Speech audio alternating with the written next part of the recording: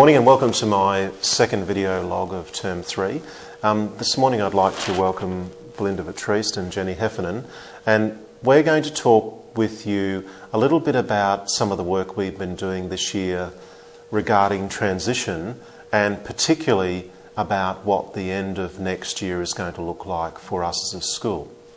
So transition is a period of time where children are moving between classes, between sections of the school. Indeed, coming into school and leaving school is very much a part of a school's transition. In my role as the head of middle school, I've spent a long period of time working with the children and the staff and families, moving children between Year 6 and Year 7. But what we know about transition is that it's something that children experience right through their schooling and indeed right through our lives, and we need to help facilitate transitions for children right through their school life. And Jenny, you've been working closely with me and a team of staff on this all year, haven't you? We started back in about March or April and convened together a group of interested staff across the schools, so from primary, middle and senior school. And we've been looking at transition across the year, but with particular interest at the end of the year period.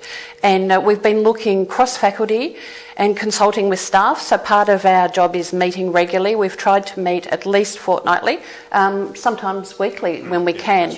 And we've liaised with staff and we've been talking to staff about what does good transition look like. We had a look at, I suppose, best practice and current, pedagogical theory and looked at what does good transition look like, and we came up with 3 periods. And the first is closing. It's about marking the ending of academic learning and also of being a group of learners and journeying together. It's about rite of passage, so it's looking at where do we mark the time when learning changes or transitions. Then we looked at the next section, so there's seasons, there's the closing. Then we looked at the reflection, very important part. If we're talking to kids about skills and portability of skills, which is an important current, emphasis in education and also in the workplace, we're looking at personal audit and collective audit. And so the second season after the closing would be the reflecting, and then at the conclusion of that we looked at beginning. Where are we going next as learners, as a cohort, as a school and as a group of learners? So really it's about a construct of continuous learning, isn't it? Yes. About that learning doesn't stop when the school year finishes, yes, and then go into a period of hiatus before it recommences in January at the start of the next school year. Absolutely. So it's about acknowledging that learning is a continuous process, whether you're a 3-year-old or a Year 12 student.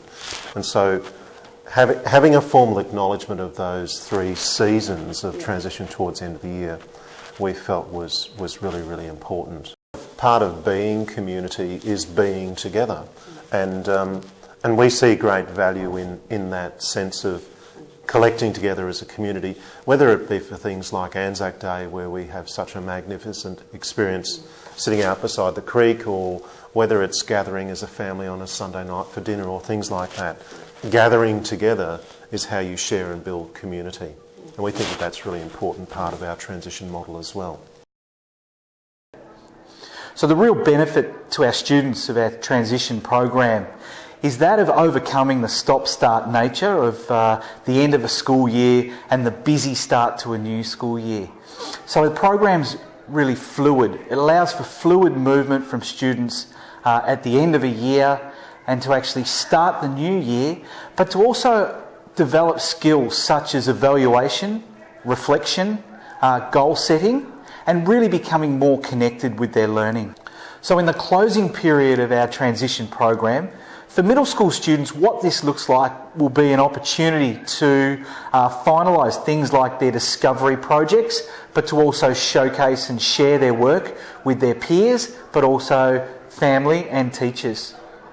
For senior school students, the closing period is an opportunity to finalise assessments, but to also participate in end-of-unit examinations, which therefore really allows them to consolidate and demonstrate their understanding and learning of their subjects that they've participated in throughout the year.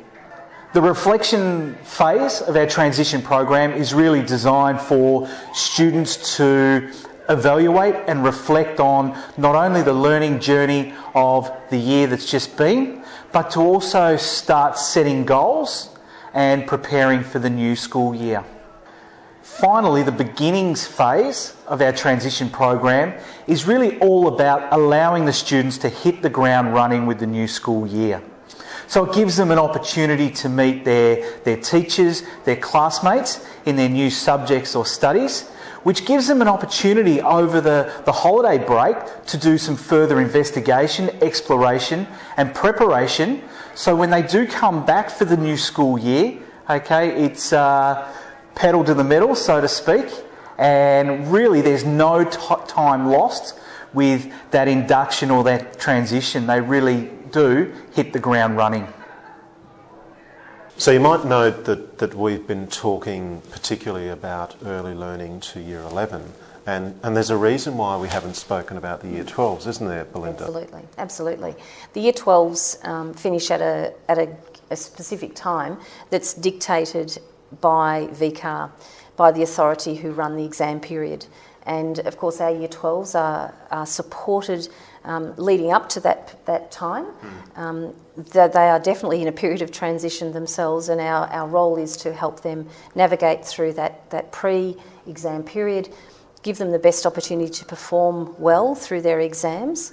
And we of course transition our Year 12s in a slightly different way. They'll finish earlier than the rest of the college, but we will of course see them at a number of various opportunities or gatherings.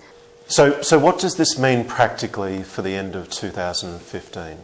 What it means practically for the end of 2015 is that we as a whole school, all the way from early learning to Year 11, will finish together on the same day, the last day of 2015, which is Wednesday the 9th of December.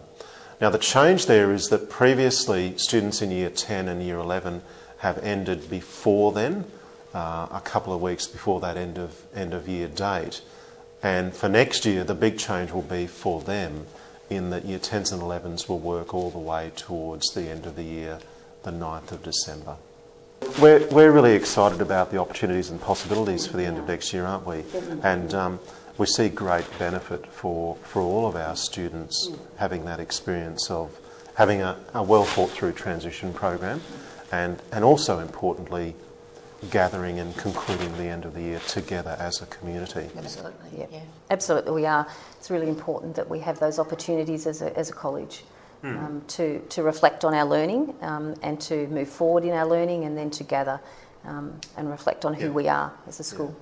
And over due course I'll share some more with our community about what that means on a day-to-day basis. So keep your eye out for that, maybe in a future video log. So thanks very much, and I'm delighted to say that I think winter is breaking and summer is on its way. So thanks very much, thanks for your time, and we'll see you again soon. Thank you.